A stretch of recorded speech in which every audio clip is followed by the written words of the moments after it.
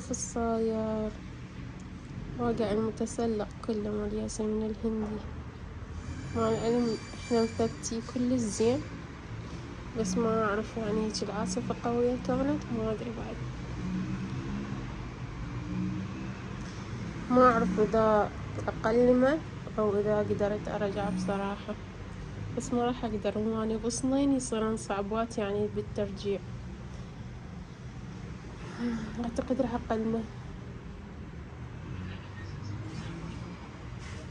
صرامات. ما أقولكم إيش قد انقهرت على الياسمين الهندي. طبعا قلمته تقليم جائر، ما خليت بيه ولا غصن، لأن ما قدرت أبدا أرفعه وأرجع نفس مكان. هذا كان الحل الوحيد بصراحة. وهنا جيت لغرفتي داريد أعزل وأنظف تنظيفات العيد. فأول شي بلشت بيه هي غرفتي، جايبت لها هاي الفرشة الجميلة، والأول مرة أجيب فرشة بيها نقشة. والحلو بهاي النقشة بيها اللون اللي ويا التاج ضبط يعني يصير، فحبيت كلش يعني. تاج الجرباية جاي كلش يشبه النقشة الموجودة بالفرشة. والفرشة هي هماتين بيضة وتط على رصاصة هماتين، ومالتها البطانة كلها رصاصي. فما أقولكم كلش لاقة ويا الغرفة، لأن غرفتي ترى مو أوف وايت رصاصية، شوية تطلع على رصاصي. تمام، فراح أفرشها وياكم. تابعوا الفيديو لا تنسون اللايك. هنا من فرشت الفرشة عبالي أكويها، بس مع الأسف الأوتي مالتي البخاري ما أدري إيش بيه ما اشتغل عندي. لو اشتري جديد لو ابو سيف يصلحه، يعني انا ما اعرف شنو الاشكال بيه بصراحة. فخليتها بدون كوي، ومع ذلك الفرشة كلش واو يعني. بصراحة راح اعتمد الفرشات اللي بيها نقشة، بس مو الوان، اهم شي مو الوان زايدة. يعني هاي لونين او 3 كلش حلوة وناس كاماتين. شوفوا شلون طلعت حلوة. طبعا الكواليتي يجنن مال الفرشة. وأكيد من بعد ما فرشت الفرشة مسحت الأخشاب وشلت الزولية من غرفة نومي. لما أقولكم صار كلش حارة، فكتبولي بالتعليقات انتو شلتوا الزوالي لو بعدكم فارشيها. شوفوا هذا الجمال، البارحة جبتهن من نورسين. هني السنادين، شوفوا الكمية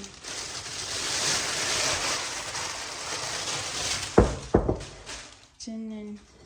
ثلاثية طبعا تجي، وجبت ذني وياها.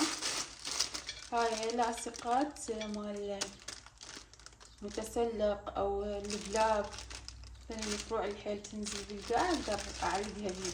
بعدين لزقاتي صار على شكل زنان تحت. وجبت ذني هماتين جددت، وجبت دعسوقات والنحلات كلش حلوة. وجبت ذني بابلز، ذني اريد اخليهن بذنيج هيجي طنجة مالية حلوة. صح هاي شفافة، بس ما راح اخلي الاصفر وياها، هيجي راح يعطي لمسة حلوة. فهاي كيوت ايش قدوتها، كلش عجبتني. طبعا عندهم اشكال بعد حلوة، بس اني لفتتني هاي بصراحة.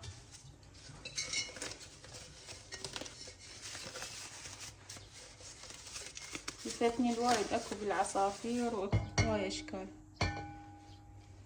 وهاي الكبيرة مالتي، قلت لكم عندي كلان شو اريد ازرعها، فراح ازرعها فيها. بس انا اوخرهن على الصفحة حاليا، اريد اكمل ترتيب زايد هاي المطبخ. وجبت اشياء هم اريد كل شي احطه بمكانه. شوفوا لي هذا كلش عجبني، دوارق واخلي بيها.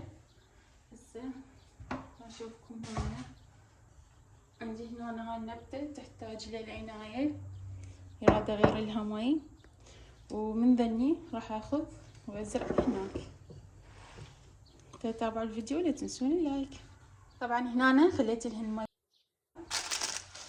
هنا راح اخلي اول شي البابلز الشفافة، ومن بعدها اضيف اصفر. طبعا هواي اكو الوان، بس ما ادري ما حبيت اجيب الوان هواي. بسم الله. خلي شوية هنا وشوية هنا.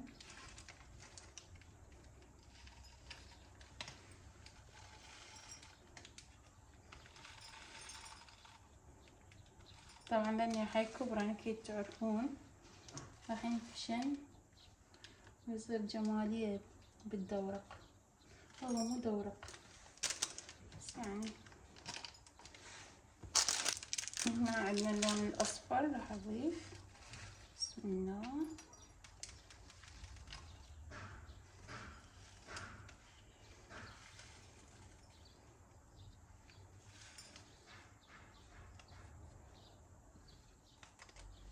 هسه ايش راح اضيف بالدوارق؟ راح اضيف هذا المجذر، كل وحدة مو اكثر من نقطة. بسم الله.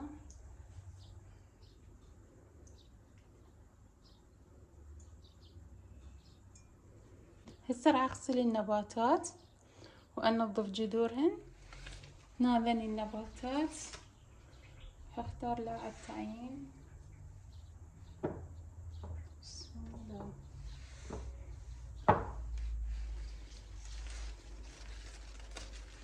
احس هاي كبيرة راح تكون.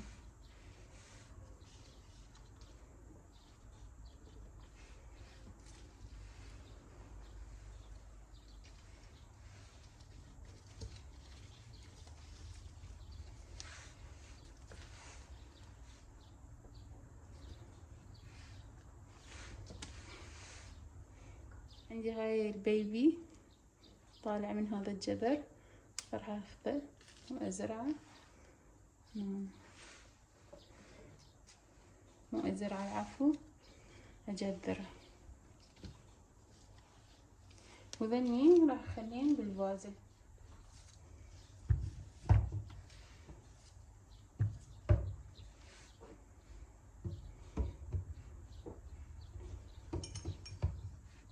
شوفوا البابلز شلون قام حجمه يتضاعف.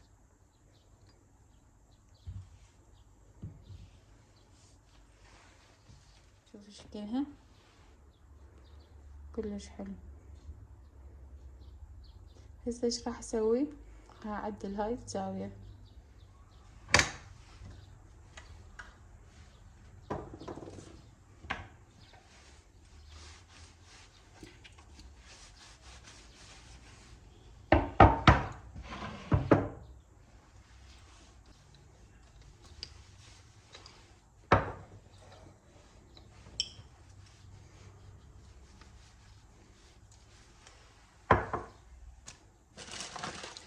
هنا عندي ملح ملاية راح افرغه.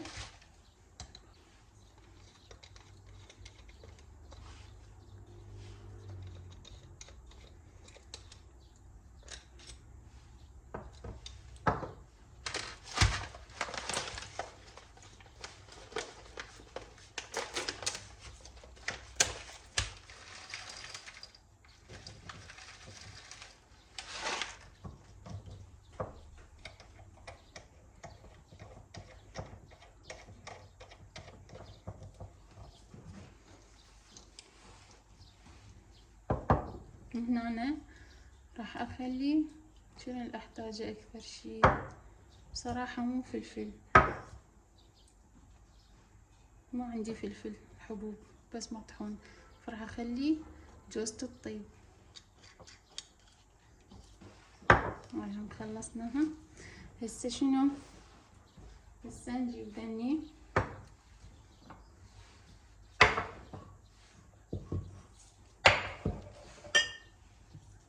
واخلي بيها الغراض اللي احتاج اخليها هنا.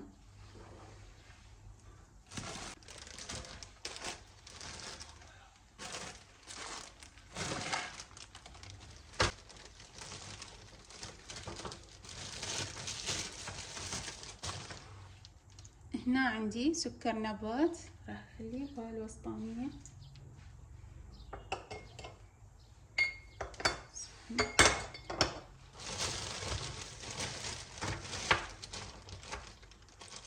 طبعا كانت كمية اكثر بس اكيد استخدمها، فباقي بس هاي الكمية ان شاء الله هم نجيب.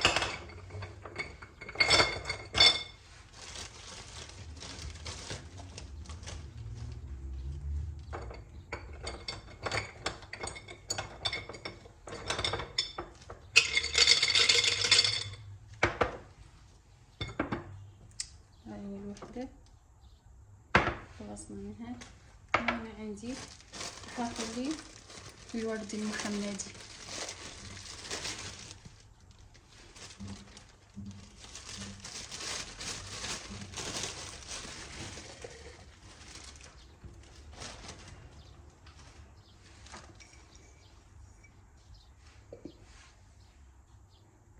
حلو شكلها صار. وهنا راح اخلي لون الكرزات. باريد اسوي كليتشة العيد. بسم الله. طبعا البارحة ما شاء الله كنت مسوية خوش مسواد مال الكرزات، بس ما بقت للبنين. ما شاء الله ولادي يحبون الفستق الحلوي، ورا صارت عندهم لحظة إدراك إنه هذا للكليتشة. قلت لهم يلا عادي عاد أجيب.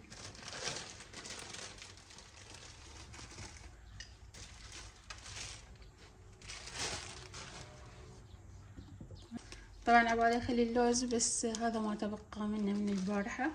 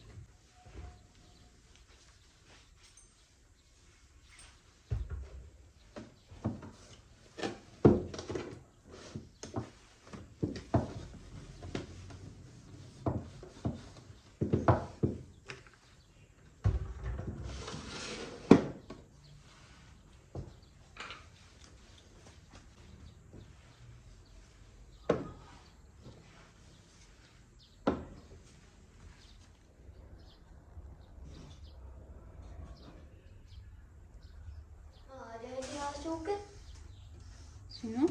هذا اللي مشوكة؟ تدخلي دا السوقة؟ يلا توني دا أخلي ساعة بس أخليها. تفضل هاي الوحدة إلك. تريد نحولها متخلي؟ ايه ندخليها.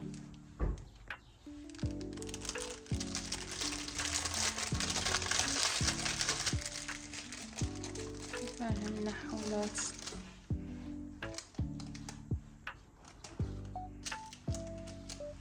شو يلزق.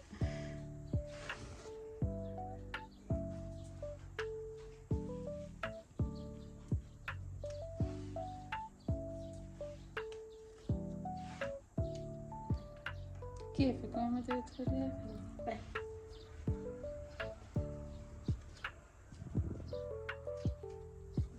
ما تحس صغرت اوفر؟ لا شنو السالفة؟ ها هواية. ها صارت ايش مال حشرات. ايه يلا يزي هاي يما شوف ايش قد خلي. هسه انا ارتبها.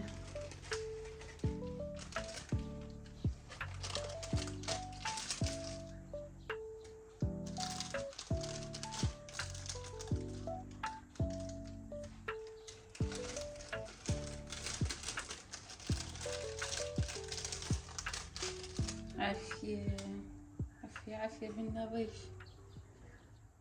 وأكيد ما تخلى السفرة من الحلا، ويا حلا بالذات حلا الترايفل. طبعا ها صار 6 مرة أسويها بخلال هذا الشهر، وأكثر حلا ينطلب مني هو الترايفل، وما أقولكم الطعم ولا غلطة. وأكيد اللي تحب الوصفة وتعرف شلون سويته موجودة بقناتي. اليوم الفطور راح يكون سمك مسقوف من ايد ابو سيوفي. فايش راح اسوي؟ راح املح السمكة وياكم واخلي لها نارنج، واخر ربع ساعة لو اضيف لها دبس الرمان او لا، يعني حسب اختيار ابو سيف، لان مشتهي مونة السمك ما مشتهي حموضة ودني السوالف. هنا عندنا ثرب مثل الحلولو، ما اعرف اسمه بصراحة، تقولوا بالتعليقات شو يسموه.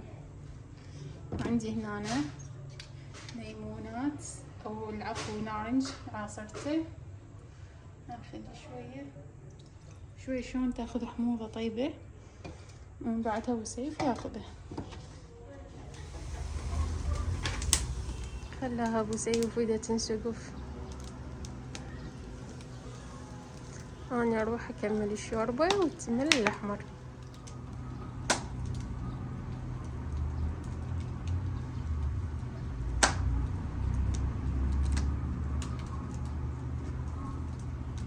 شوفوا شنو صار، ترى طبعا البابلز تضاعف حجمه كلش هواية، وصار فيضان مال البابلز، قام يطلع وحدة. شوفوا شلون كلش هواية صار، متوقعت هيك راح يتضاعف حجمه كلش هواي. وانتو شفتوا شعبية خليت، بما انه انا عندي هاي راح اخلي بيها اللي وقع. بس والله ضافت جمالية كلش حلوة، وزي ما اخذت لون الماروني، يعني ابد كان مقعد ويا الوان المطبخ، فاخذته على صفار يرهم ويا كل شي.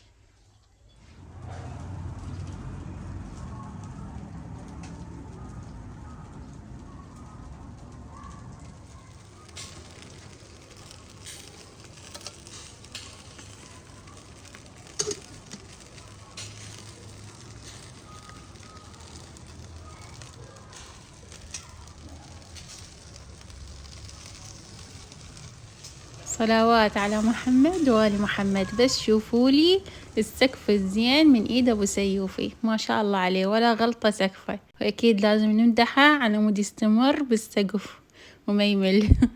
وهاي كانت سفرة افطارنا اليوم، واكيد سهمنا وسهمكم العافية.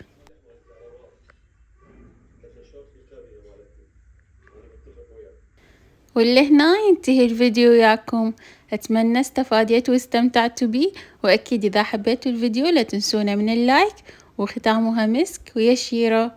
ومع السلامة، فيديو قادم، باي باي.